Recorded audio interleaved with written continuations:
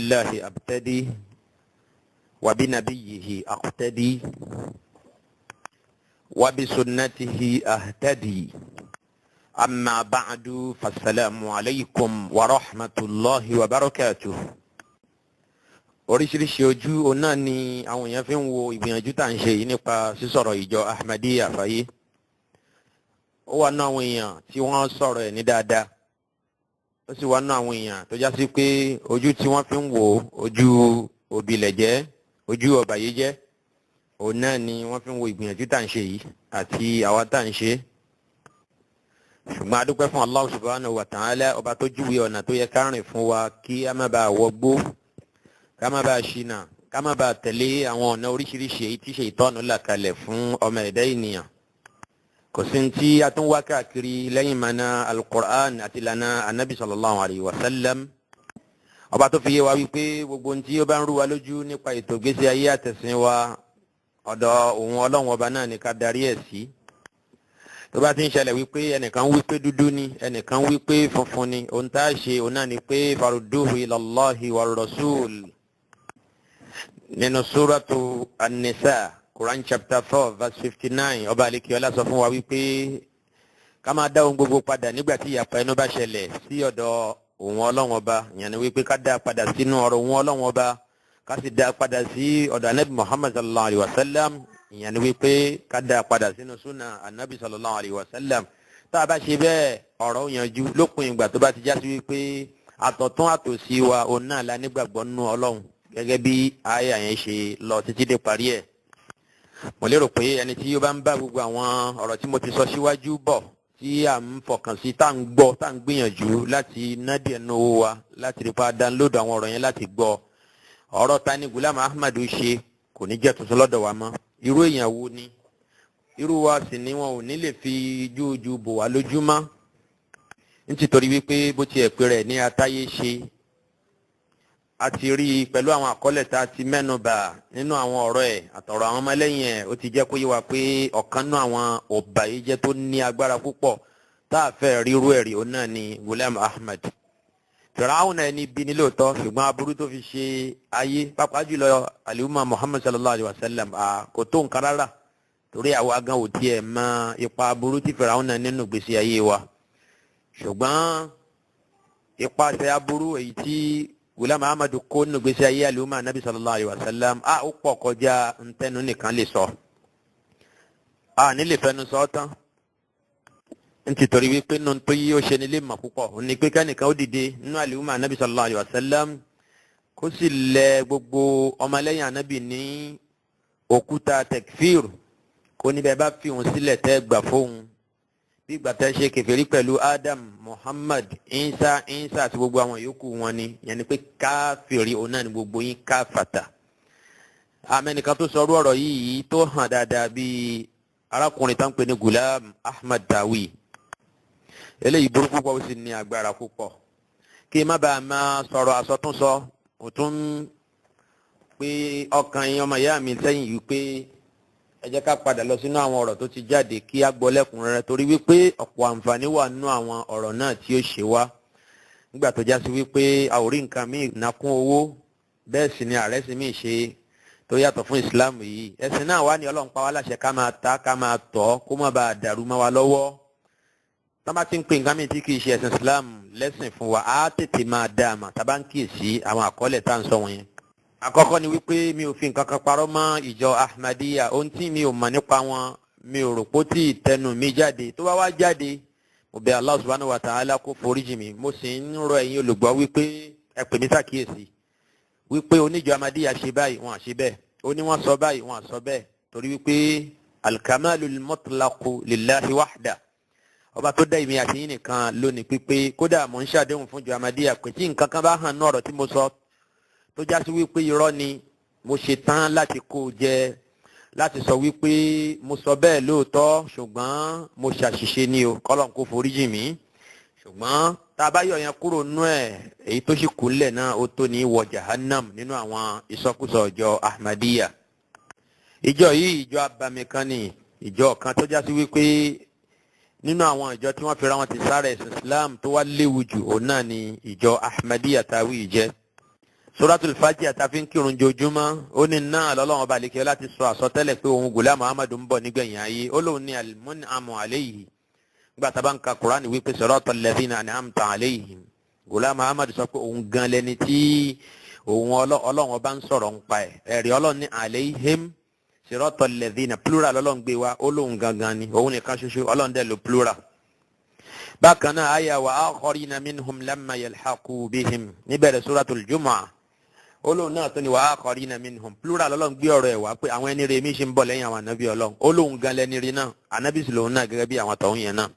nínú suratul Fatiha táǹkà yìí kan náà ó ní náà lọ́lọ́run ti wá ṣépè fún gbogbo ẹni tí ò bá gbà fún òun Ghulam Ahmad. ẹ jẹ́ kí a tún wo díẹ̀ nínú tírà al-Khutbatul Ilhamiyya èyí tó ń bẹ nínú tírà al-Khaza'in ar-Rawhaniyya tá bá wo volume 16 nínú ẹ̀ page 179 180. ẹ bá ọ̀rọ̀ yìí léyìí tó súnmọ́ nínú tírà al-Khaza'in ad-Dafina al-Khaza'in ad-Dafina yìí tí ìjọ Ahmadiyya tí wọ́n fi ọwọ́ ara wọn kọ. ẹ lọ sí page 30 ń bẹ Ghulam Ahmad sọ fún wa ń bẹ pé wa ana al-Masihu al-Maw'ud olóhùn ní mẹ́sáyà tí aṣàdéhùn pọ̀ ń bọ̀ nígbẹ̀yìn ayé. وأنا المسيح الموعود الذي قدر مجيئه في آخر الزمان من الله الحكيم ديان ولوني مسيح موعود طلع لومبو نبيا وأنا المنعم عليه الذي أشير إليه في الفاتحة عند ظهور الحزبين المذكورين وشيوع البدعات والفتن فهل أنتم تقبلون oni ẹ̀yin kí ló ṣe tẹ́ gbà fún Ghulam Ahmad gẹ́gẹ́ bí anabi Ọlọ́run gẹ́gẹ́ bí al-Imam al-Mahdi àti al-Masih al-Maw'ud ó ṣe bẹ́ẹ̀ nǹkan suratul Fatiha wípé ọlọ́run ọba àlekè láti sọ̀rọ̀ òun kalẹ̀ wípé òun ni al-mun'amu alayhim òun ni ẹni tí ọlọ́run sọ ń pa ẹ̀ nínú suratul Fatiha wípé siratal ladhina an'amta alayhim. tẹ́ẹ̀ bá gbàgbé ìgbà tó péré ní al-mun'amu alayhi ẹni tọ́lọ́run parí ìdẹ̀ra ẹ̀ lé lórí ó wá pè gbogbo wa èmi àtẹ̀yìn olùgbọ́ mi àtàwọn bàbá ńlá yín tí wọ́n jẹ́ mùsùlùmí tí wọ́n gbà fún Ghulam Ahmad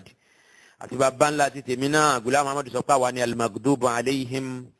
adọ́lùn ó ní àwa lẹni tí ọlọ́run ti bínú sí èyí tá n kanu suratul Fatiha àjòjúmọ́ ń gbàdá bá ń fi suratul Fatiha kírun ẹ̀ wá ní ká dákẹ́ lórí gbogbo wọ̀nyí ẹ̀yàn màyà ṣe pé tá a bá dákẹ́ ìyà ó jẹ èmi àti níwájú ọlọ́run. Ghulam Ahmad àìmọye pé òun náà ló ṣẹ́ fún gbogbo mùsùlùmí pátápátá tí ò bá ti jẹ́ mùsùlùmí Ahmadi nínú àwọn tirẹ̀ mélòó láti ẹ̀fẹ́ ká ń bẹ̀ ẹ̀yàn màyà mi ẹ dákun ẹ padà sínú àwọn ọ̀rọ̀ tí a ti sọ tẹ́lẹ̀ ẹ lọ sínú àwọn ọ̀rọ̀ èyí tí mo ti sọ irú àwọn èyí tí mo fún lákọọ́lẹ̀ wípé anabi elépe Ghulam Ahmad àti Ahmadiyya hatred for all love for none kí á gbọ́ àwọn ọ̀rọ̀ yẹn ká tún gbọ́ lẹ́kùnrẹ́rẹ́ àwọn péjì tó wà nínú ẹ̀ bẹ́ẹ̀ nìkan bá nílò ìrànlọ́wọ́ láti wípé ẹ jẹ́ kójú mi tiẹ̀ tó àwọn nǹkan tẹ́ ẹ sọ pé wà nínú àwọn ìwé wọ̀nyí mi ò rí láì fi ń bẹ̀ ẹ béèrè fún ẹ ó sì rí gbà insha Allahu ta'ala.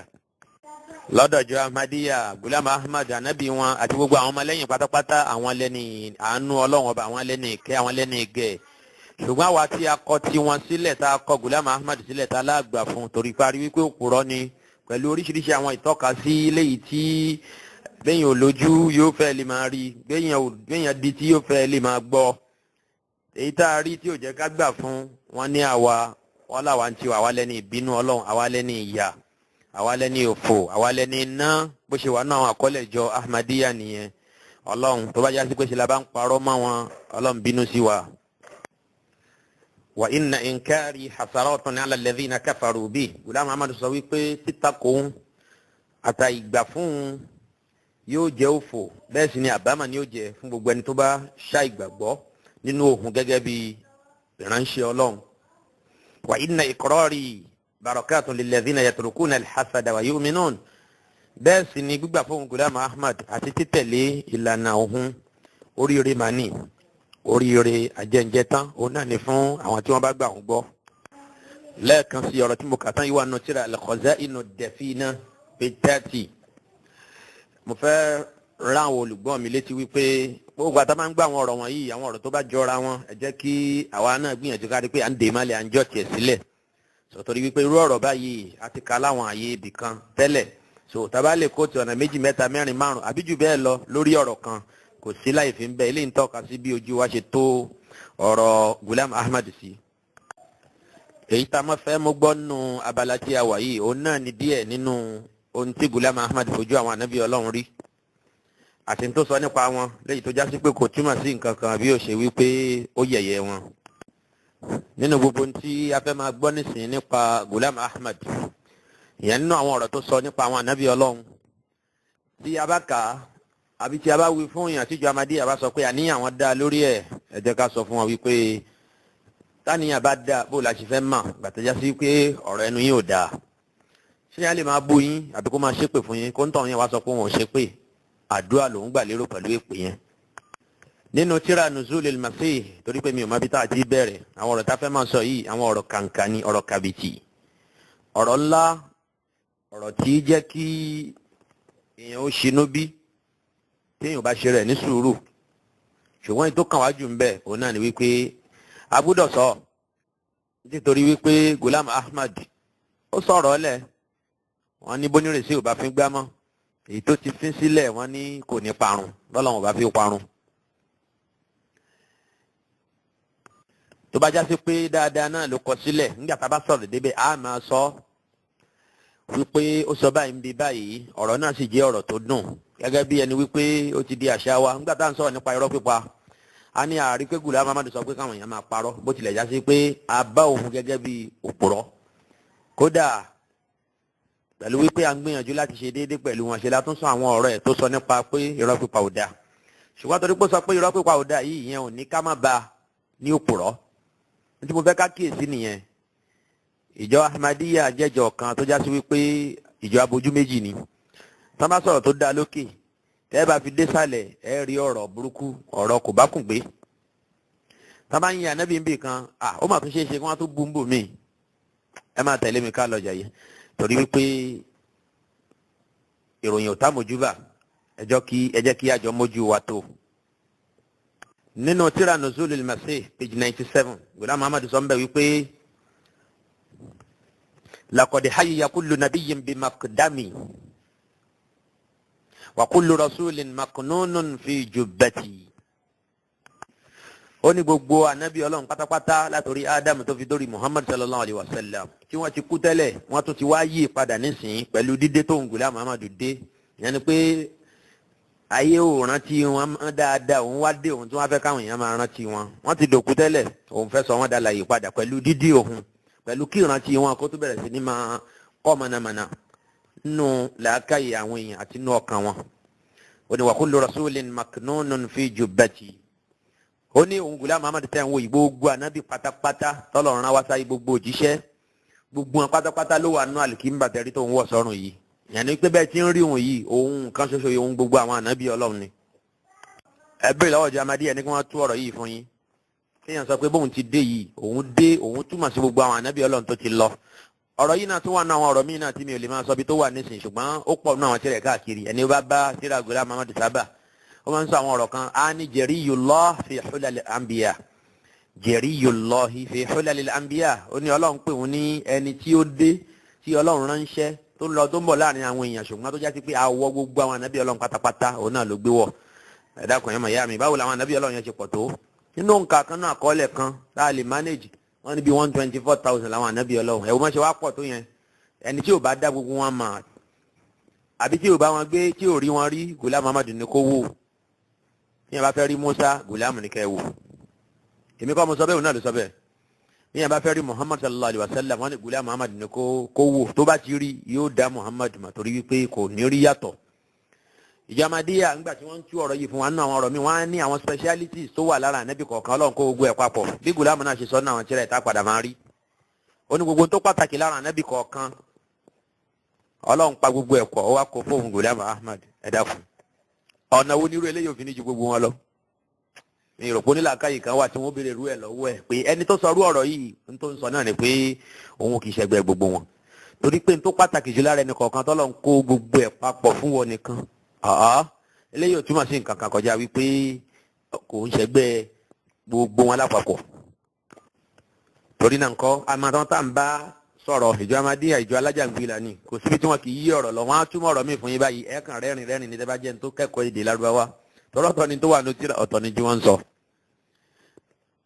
nínú ọ̀rọ̀ yìí nísìnyí wọ́n á sọ wípé n tó ń sọ náà ni pé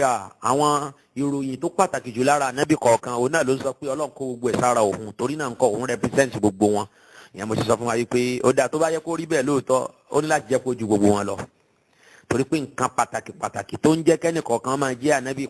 pàtàkì òun náà lọ́lọ́run kó jọ fóun nìkan yẹn bó la ṣe rò pé Ghulam Ahmad gan ó tóbi tó.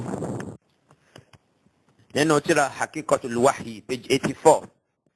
àti tírà Al-Istiftah page 107 bákan náà tírà At-Tazkira page 402 àti page 694. Ghulam Ahmad sọ ń bẹ̀ wípé ó ní nazalat sururun minas samaa walakinna sariraka fawqa kulli sarir. Àfáà Ghulam ń júwe bóun ti pàtàkì tó lọ́dọ̀ Ọlọ́run àti inú àwọn ẹni Ọlọ́run. Ó ní nazalat sururun minas samaa nínú tírà Haqiqatul Wahyi page 84. Ó ní àwọn ibùsùn àbáwọn àga àjókòó èyí tó pọ̀ ó sọ̀kalẹ̀ láti sánmà lóòótọ́ walakinna sariraka ṣùgbọ́n àga àjókòó ti wọ Ghulam Ahmad àbí ibùsùn rẹ̀ wúdin fawqa kulli sarir òun ló lékè gbogbo àwọn àga tá a wí náà àbáwọn ibùsùn náà. mo lérò pé agbọ́tumọ̀ ọ̀rọ̀ yìí yé òun náà ni wípé kò sí túmọ̀ sí nǹkan kan kọjá wípé àwọn ẹni Ọlọ́run ti wá sáyé ṣùgbọ́n àwọn Ghulam Ahmad ń bẹ lókè gbogbo wọn. ìtumọ̀ sí ọ̀rọ̀ yìí túmọ̀ sí nìyẹn fún ẹni tí ó bá ń fọkàn bá àwọn àkọọ́lẹ̀ Ghulam Ahmad lọ. ṣùgbọ́n ìjọ Ahmadiyya bí mo ṣe sọ pé ìjọ alábrakadabra ni, ìjọ sọbẹ́ṣelú, ìjọ apàfínládúbíàrán òun náà ni ìjọ náà, ìjọ aláìlóòótọ́. tí wọ́n bá sọ fún wa ẹ rí i pé ńgbà tí ẹni ò ní ọ̀rọ̀ sọ ó ní fawqa kulli olùkúlì sẹ̀rìrì eléyìí ò dẹ̀ jẹ́ tuntun àti irú àwọn tó jọ bẹ́ẹ̀ náà ọ̀rọ̀ tá a ti kà síwájú. ìtumọ̀ tó tún lọ́dọ̀ wa náà ni pé ẹni yìí ń sọ wípé òun ju gbogbo àwọn ẹni Ọlọ́run lọ torí ní tó sọ̀kalẹ̀ láti sánmà náà nìjẹ́ ni Ọlọ́run. ṣùgbọ́n ìjọ ta wí ìjọ Ahmadiyya wọ́n á bá yín tú ọ̀rọ̀ yìí wọ́n á ní tó ń sọ ni wípé lásìkò tòun títí dìgbẹ̀yìn ayé pé kò sẹ́ni tí ó tóbi ju òun Ghulam Ahmad lọ. ẹ fọkàn sí irú ìtumọ̀ yẹn tá bá fún yín. ṣùgbọ́n a sọ fún wa wípé tó ń sọ náà ni pé fawqa kulli kúlù àwa náà mọ̀ pé inú àwọn síyàgòlè umum ni.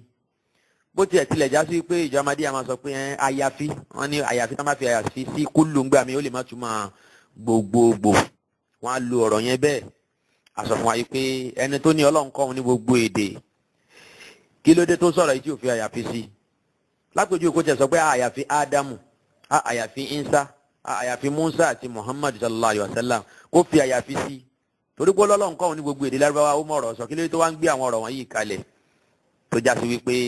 ó ń gbé kalẹ̀ nígbè kalẹ̀ tí ó dáràn sí lọ́rùn táwa sì ti mọ̀ pé ó ti dáràn náà rẹ̀ bí. ẹni tó ló ń gbọ́ èdè Lárúbáwá ju gbogbo èèyàn lọ kí ló tó yá sí pé kò mọ ọ̀rọ̀ ẹgbẹ́ kalẹ̀ ju eléyìí náà bó bá sì ní Ọlọ́run ló bá wọn sọ òun kọ́ lòun ní ìbára náà a sọ fún wa pé àwọn ò tiẹ̀ mọ Ọlọ́run ẹ̀yẹn rí torí wípé Ọlọ́run ti tiẹ̀ ń bí yìí ṣèyítọ́ọ̀nì ni wa inna shayatina la yuhuna ila awliyaihim àwọn ṣèyítọ́ọ̀nì náà àwọn náà máa gbé wáhyù wá bá àwọn ọmọlẹ́yìn wọn àwọn máa gbé ìmísí wá bá àwọn àyànfẹ́ wọn àmọ̀pé náà àwọn ṣayàtínú náà ni ó ránṣẹ́ sí Ghulam Ahmad kì í ṣe Allah subhanahu wa ta'ala ọba tí ọ̀rọ̀ rẹ̀ kì í takora wọn. ṣẹ́rí ọ̀rọ̀ tí mo kà tán nísìnyí yẹn Haqiqatul Wahyi page 84 níbẹ̀ gangan láàrin méjì yẹn náà ẹ̀ẹ́rì tó sọ ń bẹ̀ pé atharaka Allahu ala kulli shay Ọlọ́run pàtàkì wọ Ghulam Ahmad ju gbogbo nǹkan lọ Ọlọ́run pàtàkì rẹ̀ ju Ọlọ́run ní òun pàtàkì Ghulam Ahmad ju gbogbo nǹkan lọ abá ní gbogbo nǹkan nínú ẹ̀ lálẹ́ aránṣẹ́ Ọlọ́run wà nínú ẹ̀ ní kùrìsíyù Ọlọ́run wà nínú ẹ̀dà àlìjánná àti iná gbogbo ntọ́lọ̀ ń dá tó pàtàkì tó bàbàrà nínú ẹni sánmà àti ilẹ̀ nínú ẹni àwọn ànábì Ọlọ́run látòrí Adam tó fi dórí Muhammad sallallahu alayhi wa sallam. ẹ dákun ṣẹ́rí pé ẹni yìí ń dáná bọ́rọ̀ ẹ̀ lọ́rùn ni tó bá sọ̀rọ̀ àwọn ọ̀rọ̀ yìí dé wọ̀nyí yìí tán yóò wá ní tó ń gbà lérò kọ́ nìyẹn. ẹ dákun ṣé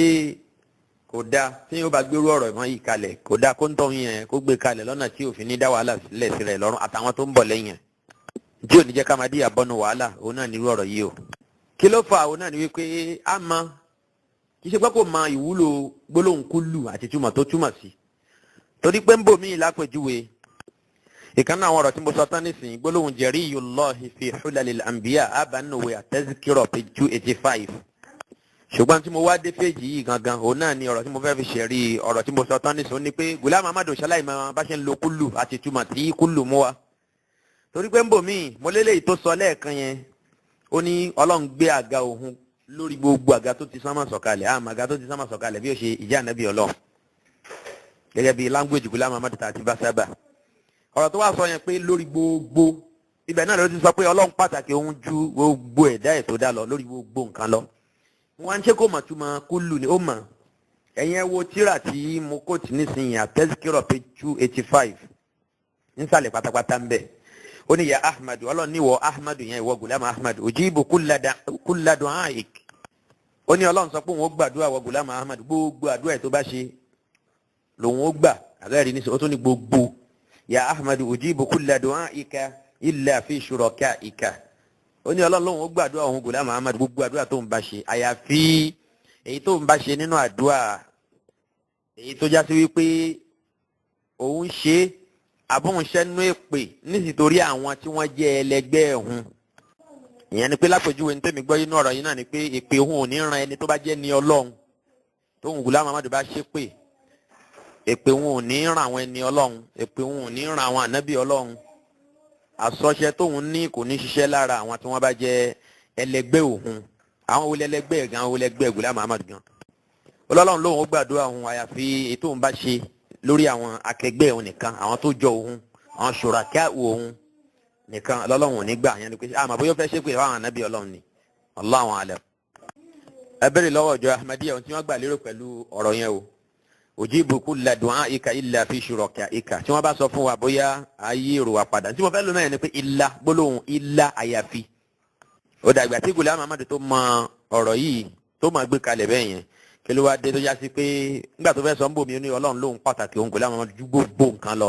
ẹ̀dá kan yẹn máa yá mi nọ́ọ̀sì islam ǹjẹ́ ọ̀rọ̀ yẹn lè jó tọ́ ọlọ́run pàtàkì gùlámù ahmadu ju gbogbo nǹkan lọ àwọn ẹ̀dá ènìyàn bá ti pàtàkì tó gbàtọ́lọ́ ni walaqad karramna bani adam Quran chapter 17 verse 70 tó ń ti bẹ́ẹ̀ náà ọlọ́run náà ló tún sọ fún wa pé antum ashaddu khalqan amis sama'u banaha ọlọ́run ló ń pàtàkì ọmọ ẹ̀dá ènìyàn tó ń ti bẹ́ẹ̀ náà ọlọ́run ní ṣé ẹ̀yin èèyàn ṣe rò pé pàtàkì ṣe rò pé ẹ̀ṣòro dání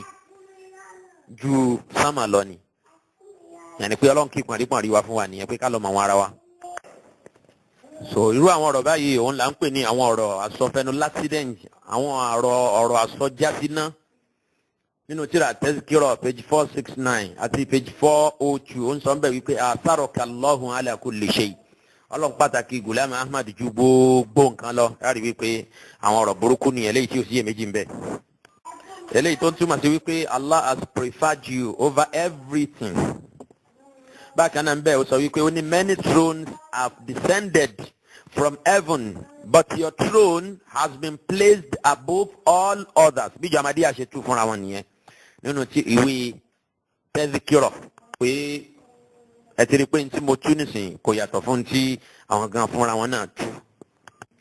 mo fẹ́ ká lọ mọ̀ wípé gùlámù ahmadu ń sọ̀rọ̀ ẹ̀ lówelówe á rí wípé kò tí ì lan tó ń sọ mọ́lẹ̀ fún wa níbí ẹ jẹ́ ká tẹ̀síwájú.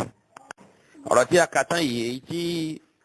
ìjọ Ahmadiyya tí wọ́n fún ní táìtù kan lórí sáìtì tí wọ́n láwọn ti ń fèsì fún ọ̀rọ̀ táwọn afá mùsùlùmí sọ nípa gùlámù ahmadu èyí tí wọ́n táìtù ẹ̀ tán pè ní ahmadianswers.com átíkù kan wà ń bẹ̀ tán fi ń defend gùlámù ahmadu lórí ọ̀rọ̀ yìí pé kò sọ pé òun tóbi ju gbogbo àwọn èèyàn lọ o. átíkù yẹn òun náà ni ó ní the throne above others yẹn ni pé sẹ̀ríìrù kàfáwù kọ̀ọ̀kú lè sẹ̀ríìrù. so inú átíkù yẹn tá a bá kà á rí i pé wọ́n ní expression tí gùlámù lò yìí pé kò mí ní wípé ó sọ pé òun tóbi ju gbogbo èèyàn lọ. ipe tó ń sọ mẹ́rin pé ọlọ́run ṣàwọn lẹ́ṣà ọlọ́run pàtàkì òun. Ahmadiyya sọ nípa rí átíkù yẹn wípé péjì méjì náà ní lọ́dọ̀ mi bí péré. wọ́n ní furthermore Ahmad has explained this himself pé gùlámù ahmad gan tẹ́fì mọ̀ pé kì í ṣe kó sọ pé òun lọ́lá ju ẹnìkan kan lọ́nà àwọn ànábì ọlọ́run. wọ́n ló fún rẹ̀ ṣàlàyé ọ̀rọ̀ ń tó gbà lérò pẹ̀lú ọ̀rọ̀ tó sọ yẹn. ó ní I have exalted you above all people of your time gẹ́gẹ́ bó ṣe wà nù tírà arba'in. wọ́n ní tí ó ń try láti sọ ń bẹ̀ òun náà ni wípé ọlọ́run sọ pé òun gbé òun gùlámù ahmad lọ́lá òun gbé òun ga ju gbogbo àwọn èèyàn lásìkò tòun lọ. ṣẹ̀rí ọ̀rọ̀ yẹn nísìnyí gbàtà afẹ́ tú afẹ́ fún ìtumọ̀ afẹ́ fún gbólóhùn sẹ̀ríìrù kàfẹ́ kọ̀kú lè sẹ̀ríìrì afẹ́ fún ní ìtumọ̀ tó ń sọ wípé gùlámù ahmad ju gbogbo ẹ̀dá ọlọ́run lọ. àti ọ̀rọ̀ tó ní ọlọ́run sọ fún un pé asaraka Allahu ala kulli shay ọlọ́run pàtàkì òun gùlámù ahmad ju gbogbo tó dá lọ. ẹ̀ríbi tẹ́mi tú sílẹ̀ kan ìjọ Ahmadiyya ń proof wa wrong pé irọ́ là ń pa máa wọn. wọ́n wá ní ìtumọ̀ ọ̀rọ̀ yẹn ni pé àwọn èèyàn tí wọ́n wà ní àsìkò rẹ̀ nìkan ló ń sọ òtítí dìgbẹ̀yìn ayé yẹn ni pé látàsìkò gùlámù ahmad kò sí ẹni tó lọ́lá tó níwájú ọlọ́run. ṣàrí pé wọ́n kò nù ọ̀rọ̀ ńlá wọ́n bọ́ sínú kékeré ó dà kò sí láì fi ń bẹ̀ kàkà kí tírélà ó pààyàn tó bá jẹ́ kí lexus gbá dànù ìyẹn náà ò ṣe nǹkan kan kò tí ì burú jù lọ́dọ̀ wọn torí wípé ìsọpéyàn lọ́lá ju gbogbo èèyàn tó wà lásìkò ẹ̀ ọ̀rọ̀ sọkúsọ ni kódà kì í ṣe ní téèyàn máa ń fẹnu ara ẹ̀ claim anta hurrun bí lárúbá ṣe máa ń sọ anta hurrun ma lam tadur ẹ fi wọ́n sílẹ̀ ó lóun ju gbogbo èèyàn tó wà lásìkò òun títí dìgbẹ̀yìn ayé lọ ó dà kò burú àti gbọ́ ẹ jẹ́ ká tẹ̀síwájú ṣé n tó gbà lérò nìyẹn pé wọ́n sọ pé òun lóore ju ẹnìkan kan lọ nínú àwọn ànábì Ọlọ́run àwọn mọ̀ pé irọ́ ló ń pa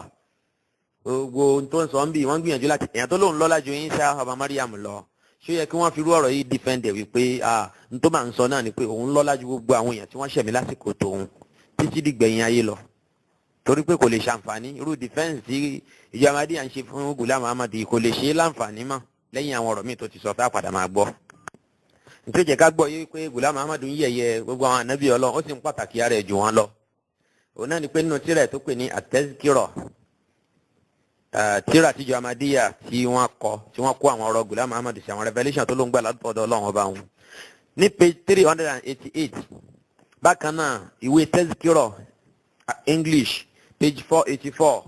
bákan náà ìwé at-Tuhfatul Gurulawiyya page 166 Ghulam sọ ń bẹ̀ wípé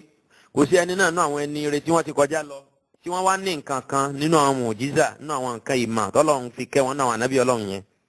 àfi kó já sí pé ẹ bá irú nǹkan ìmọ̀ tó wà lọ́dọ̀ ànábì yẹn lọ́dọ̀ thousands of àwọn èèyàn ó ní ẹ rí irú ẹ̀ lọ́dọ̀ ọ̀pọ̀lọpọ̀ nínú àwọn èèyàn ọ̀rọ̀ yìí kò túmọ̀ sí nǹkan kan bí ó ṣe pé yíyẹ̀yẹ́ gbogbo àwọn ànábì Ọlọ́run torí pé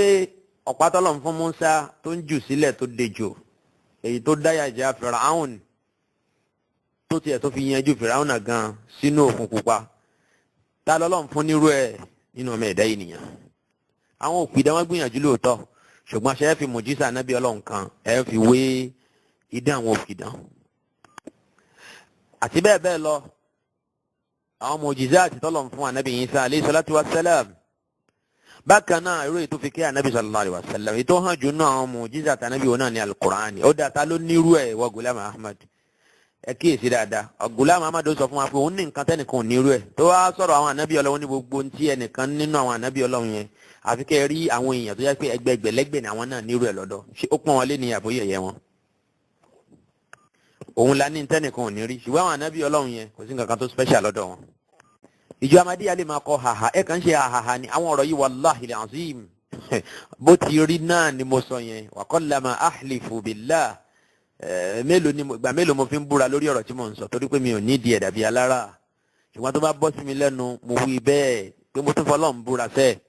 báwọn ọ̀rọ̀ yìí ti wí òun náà bó ti rí náà la ṣe ń kà jáde yẹn ẹ bá ní ìtumọ̀ míì fún ẹ gbìyànjú kẹ́tù fáwọn èèyàn bàtí mo ṣe sọ yẹn ó ti yá àwọn èèyàn ju bí ẹ ṣe fẹ́ dàrú tó bá padà yá lọ. nínú tíra Haqiqatul Wahyi page 539 àti 540 bákan náà nínú tíra Hamamatul Bushra page 163 Ghulam Ahmad jẹ́ kó yí wa ń bẹ̀ wípé òun gẹ́gẹ́ bí Mahdi àwọn ẹni ìṣíwájú ti sọ pé òun lóore ju Abubakar lọ kò sí ẹ̀jẹ̀ mà ẹ má jẹ́ kó jẹ́ mà Ghulam lóore ju Abubakar lọ lọ́dọ̀ ààrẹ ẹbí lọ́wọ́ ọjà Ahmadiyya ẹnu ó tì wọ́n wọn ò ní lè sọ ṣùgbọ́n wọ́n á da nǹkan rú wọn nítorí pé ànábì ní Ghulam Ahmad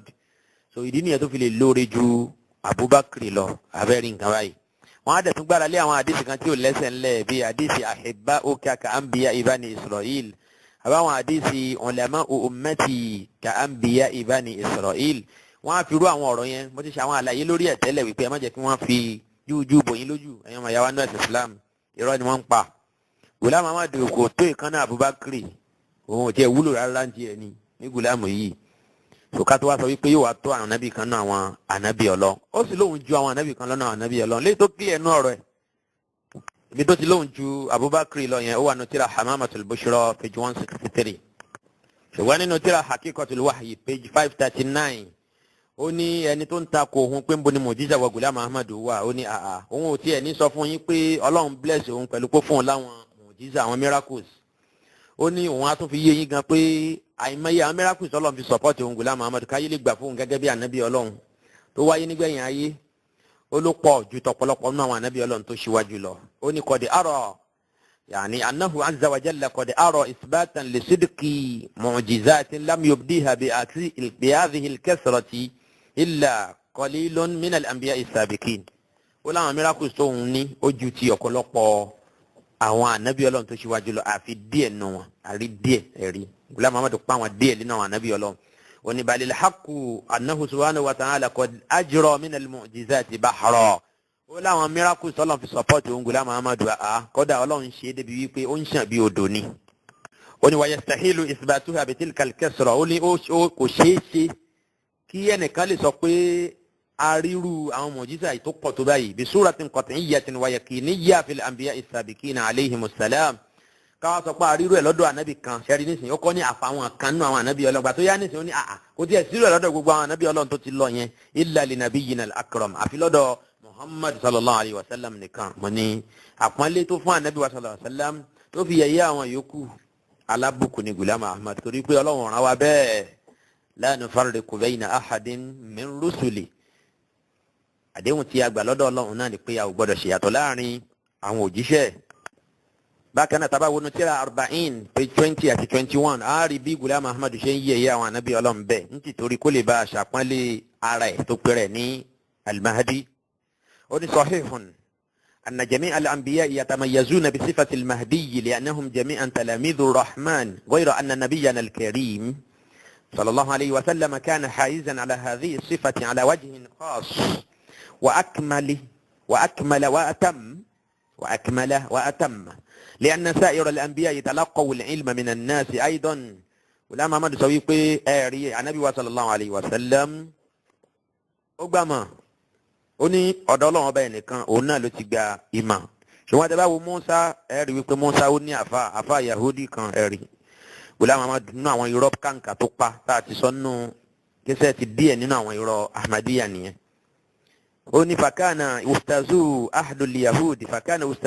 al-yahudi alladhi ta'allama minhu al-kitaba al-muqaddasa kullahu wa ta'allama minhu al-kitaba oni anabi Musa alayhi salatu wassalam ó kẹ́kọ̀ọ́ lọ́dọ̀ afa yahudi kan èyí tá ti sọ tẹ́lẹ̀ asafula oni anabi Isa alayhi salatu wassalam ó kẹ́kọ̀ọ́ lọ́dọ̀ afa yahudi kan léyìí tó já sí pé òun ló kọ́ ní gbogbo tírà Ọlọ́run tí ṣe at-Tawrat ó sì tún kọ́ bí wọ́n ti kọ̀ọ̀kan lọ́dọ̀ rẹ̀ àfi bí ẹni pé lè ṣojú Ghulam Ahmad ohun tó ń tọ́ láti sọ bẹ́ẹ̀ náà ni pé kódà àwọn ànábì Ọlọ́run gan wọn kẹ́kọ̀ọ́ lọ́dọ̀ àwọn èèyàn àmọ́ òun Ghulam Ahmad kò sẹ́ni kankan tó ní ọlá lórí òun abẹ́rẹ́ nǹkan bẹ́ẹ̀ yẹn ó yẹ̀yẹ́ àwọn ànábì Ọlọ́run ó sì ń gbé rẹ̀ ga. ẹ kà á nọ tírà 40 page 20 21 22 ẹ máa kà á lọ síwájú bẹ́ẹ̀. bákan náà nínú tírà Hamamatul Bushra page 163 page 162 àti 163 ibẹ̀ náà a ó tún rí tó ń sọ fún wa wípé ó ṣeé ṣe kárẹ́ nìkan tí kì í ṣe ànábì Ọlọ́run kó sì ní táwọn ànábì Ọlọ́run gan tí wọn ò ní lọ́wọ́ ẹ dákun ọ̀nà wo nìyẹn wá gbàjẹ́ fàárí fún tọ̀hún yẹn bí ó ṣe pé ó ṣeé ṣe kó jẹ́ àdánwò ámbílì ń tà sí sẹ́nìkan gbọ́dọ̀ sọ wípé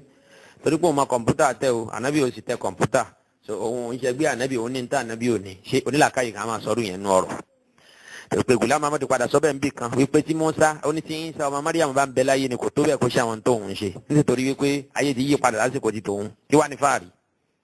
ṣebí àsìkò tó wu Ọlọ́run ló gbé Isa ọmọ Mariam dìde àsìkò tó sì wu Ṣaitọ́ọ̀nù náà ló gbé Ghulam Ahmad dìde. nínú ìwé tí wọ́n ń pè ní The Essence of Islam èyí tí ìjọ Ahmadiyya kó jọ tí wọ́n kó àwọn ọ̀rọ̀ Ghulam Ahmad sínú ẹ̀ volume 4 page 79 bẹ́ẹ̀ fẹ́ ká àwọn ọ̀rọ̀ wọ̀nyí ká lè bá a rí wípé ohun tí alọ́gbẹ̀ni yìí sọ òun náà ló ń sọ òun náà ni wípé òun ju ọ̀pọ̀lọpọ̀ náà àwọn ànábì Ọlọ́run lọ kódà ìgbà míì gan á sọ̀rọ̀ ẹ̀ ní sọ pé kò ṣẹ́kù ẹnìkan tó wọn ò jù lọ kí ló wí. ó ní wa inni ala maqamil khatmi minal wilaya ó lóun ní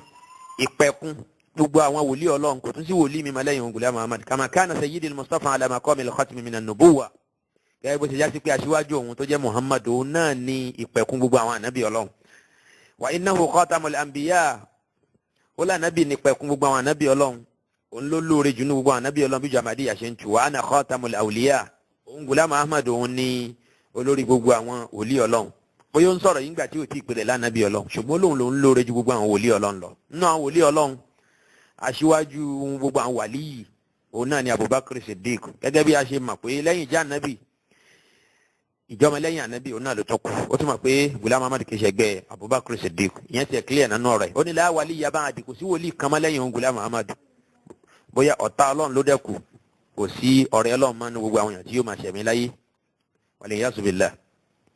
illa alladhi huwa minni wa ala ahdi ó lẹ́nìkan ní di ẹni ọlọ́run àfi nípasẹ̀ òun Ghulam Muhammad ẹni bá di ẹni ọlọ́run a jẹ́ wípé òun Ghulam ló tẹ̀lé wa inni ẹ wá gbọ́ báyìí ursiltu min rabbi bi kulli quwwa wa baraka ó ní ọlọ́run rán òun Ghulam Muhammad wá sáyé pẹ̀lú gbogbo agbára ẹ̀rí bi kulli quwwa àfi ẹni ọlọ́run pé ẹni pọ́lọ́ máa ń ṣe nǹkan by force torí pé tí lárúbá bá ní èèyàn ṣe nǹkan bi kulli quwwa bóyá ó mì ní wípé ọlọ́run kó gbogbo agbára lé òun Ghulam Muhammad lọ́wọ́ ó sì wí bẹ́ẹ̀ lóòótọ́ ó wí bẹ́ẹ̀ ó ní ọlọ́run rán òun pẹ̀lú gbogbo force gbogbo agbára gbogbo ipá gbogbo àlùbáríkà ló kó fóun wà ń za gbogbo iyì ọ̀dà kí ló wá ṣẹ́kù fáwọn ànábì ọlọ́run yòókù ń gbà yẹn ó ní ọlọ́run rán pẹ̀lú gbogbo agbára bìkúlìkú wà yẹn bóyá ó sọ pé ọlọ́run ṣe nǹkan yẹn by force ni àbí kí ọlọ́run rán wá sáyé ó sì kó gbogbo agbára lé òun lọ́wọ́ tó bá yẹ para ẹ̀ ló gbà lérò pẹ̀lú wípé ọlọ́run rán pẹ̀lú gbogbo nǹkan pè ní ìran agbára bẹ́ẹ̀ ni lóòótọ́ kò jìnnà sí tí Ghulam Muhammad lè sọ ó sọ bẹ́ẹ̀ lóòótọ́ ẹ gbọ́ ó wí bẹ́ẹ̀ tí a bá wọnú tíra at-Tazkira ti ìjọ Ahmadiyya a ó rí ibi tí Ghulam Muhammad sọ pé ọlọ́run fún òun ní kun fayakun ìdí nìyẹn tá a fi sọ wípé Ghulam yìí mà tóbi ó mà kà màmá ó ní ọlọ́run sọ fún òun wípé nínú revelation tó ń gbà látọ̀dọ̀ ọlọ́run pé innama amruka idha aradta shay'an an taqula lahu kun fayakun ọlọ́run ní wọ Ghulam Muhammad tó bá ti gba nǹkan kan lérò tó fẹ́ kí nǹkan náà ó ṣẹ ṣáà ti sọ pé kun nǹkan náà ó sì yakunu tó bá ti ní kó rí bẹ́ẹ̀ yóò sì rí bẹ́ẹ̀ ṣàrí pé àgbákò náà ni Ghulam Muhammad yìí ọ̀rọ̀ yìí wà nù tíra at-Tazkira page 208 page 546 page 558 page 705 kí á lè bá a mọ̀ pé ọ̀gbẹ́ni náà kò bá mú ọ̀rọ̀ náà léré ní péjì kan ṣoṣo nínú tíra at-Tazkira nínú àwọn revelation tó ló ń gbà ní ọdún 1892 ẹ ó rí àyà Kùránì Ghulam Muhammad yìí torí pé oníkálukú wa náà ti rí pé ọ̀tọ̀ ní bọ́lá ń ṣe mú ọ̀rọ̀ yẹn wá nínú Suratu Yasin níparí ọlọ́ni innama amruhu àṣẹ òun ọlọ́run ọba tó ń bá fẹ́ kí nǹkan kan ṣe idha arada shay'an an yaqula lahu kun fayakun níparí Suratu Yasin bọ́lá ń ṣe mú ọ̀rọ̀ ẹ̀ wá nìyẹn ẹ wo bí Ghulam ṣe yí padà ó ní ọlọ́ni innama amruka idha aradta shay'an an taqula lahu kun fayakun ẹ̀rí nǹkan báyìí yẹn ni pé tí Ghulam bá ní kéèyàn kú yóò kú tó bá ní kéèyàn máa gbẹ sórí ìdúró yóò gbẹ sórí ìdúró tó bá ní kí òkè ó di góòdì kóhun ti bẹ̀ dolówó dọlọ́lá káwọn máa fi kọ́ mọ́ṣáláṣí káàkiri káwọn máa wulẹ̀ gba bára ṣáńdà táwọn ń gbà lóṣooṣù yẹn táàkì tó ní káwọn ìjọ ẹ̀ máa san ó lè ṣe bẹ́ẹ̀ ṣùgbọ́n kí ló dé tí ò wá ṣe bẹ́ẹ̀ àwọn ọ̀tá ẹ̀ kí ló dé tí ò paṣẹ Sanawullahi al-Amritsari lójú ayé ẹ̀ nígbà tó ṣépè tó ní kí Ọlọ́run jẹ́ kí onírọ́ ó kú lójú ayé olódodo Ọlọ́run sì gbàdúrà Ghulam lóòótọ́ òun fúnra ẹ̀ ló forí ṣánpá ló kú dànù 1908 bàbá náà tó ṣépè fún wípé òun lò pòrọ́ ìyẹn tí wọ́n wà láyé ó ṣẹ̀mí fún tó lé ní 30 ọdún kódà àwọn onímọ̀ mi tiẹ̀ sọ pé ó tó nǹkan bí 40 ọdún kóhun tó kú kódà tó báyìí kó ní kun fayakun yìí kí ló dé tó kọ adúrúwé tó báyìí láti máa fi sọ fáwọn èèyàn pé ẹ gbà fún mi ó kéde títí lójú ayé àwọn ọmọ ẹ̀yìn ẹ̀ náà tún bẹ̀rẹ̀ lẹ́yìn ẹ̀ náà kí ló dé tí òfẹ́ kan kú máa pàṣẹ kó máa sọ sínú ọkàn àwọn èèyàn pé ó yẹ máa dàmádì kí wọ́n sì máa dàmádì lẹ́sẹ̀kẹsẹ̀ àṣẹyìn ó ní irú kun fayakun báyìí àwọn ajẹ́bí idán báyìí kó sì máa lò ó innama amruka idha aradta shay'an an taqula lahu kun fayakun lónú péjì kan ṣoṣo ẹ̀mẹ́ta òun náà ló repeat àyà yẹn ló túmọ̀ sí pé ó mì ní business náà kì í sì ṣe ọ̀rọ̀ eré rárá ẹ dákun ẹni ó ní kun fayakun ṣe rí wípé ó ń tọ́ yẹn tábà ló ń claim divinity tábà ló ń pèrè lọ́lọ́run ṣe rí pé kò jìnnà torí àmẹ́nìkan